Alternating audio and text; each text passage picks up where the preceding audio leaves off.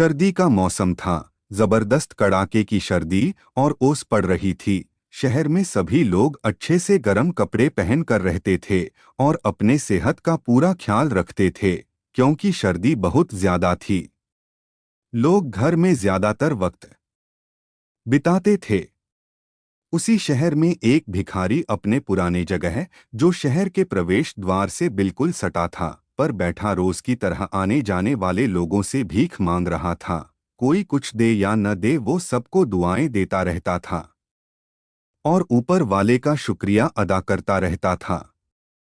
कुछ लोग उसकी हालात को देखकर कभी खाने पीने की चीजें तो कभी कुछ पैसे दे देते थे और कुछ बिना कुछ दिए ही चले जाते थे। एक दिन की शाम को एक बड़ा सेठ अपने अपनों के साथ उधर से निकल रहा था। उस शाम को भी सर्दी जानलेवा थी बाकी दिनों की तरह।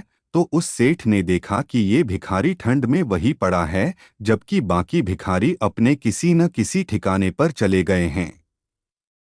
तो सेठ ने अपने लोगों से पूछा कि इस शहर में ये कौन सा भिखारी है जो इस ठंड में यही पड़ा है। तब सबने बताया कि इसका कहीं ठिकाना नहीं है।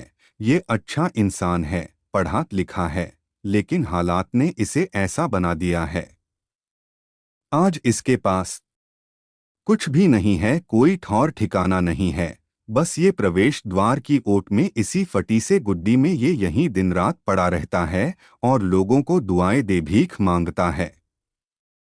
उस सेठ को बहुत दुहक हुआ उसकी दशा सुनकर। उसने सेठ उस भिखारी के पास जाकर बोला कि बाबा, मैं आपके लिए एक कंबल भेजवाता हूँ। इतना कहकर सेठ चला गया। घर पहुंचकर अपने काम में व्यस्त हो गया।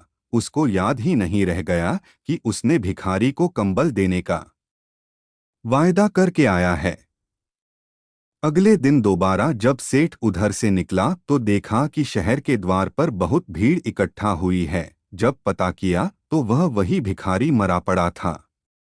सेठ वहां गया तो लाश के पास एक चिट्ठी थी, जिसमें लिखा था कि सेठ जी, सर्दी तो इतनी ही रोज थी, लेकिन आज रात मुझे ज्यादा ही ठंडी लग रही थी और मैं इसी प्रतीक्षा में था कि अभी आपका कंबल मुझे मिल जाएगा।